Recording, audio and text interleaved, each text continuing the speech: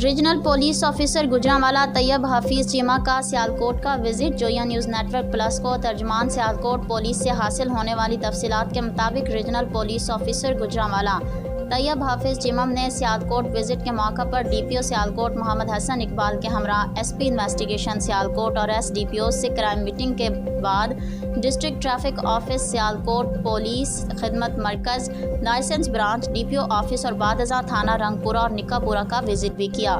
इस दौरान crime meeting थाना जात के इनफरादी कारकर्दगी के मुतालिक इंदराज मुकदमात 15 कॉल्स मुकदमात के इंदराज में दी गई टाइम लाइन्स पर अमल दरामद, इश्तिहारी और मतलूब मुल्ज़िमान की गिरफ्तारी और संगीन मुकदमात की प्रोग्रेस का जायज़ा भी लिया।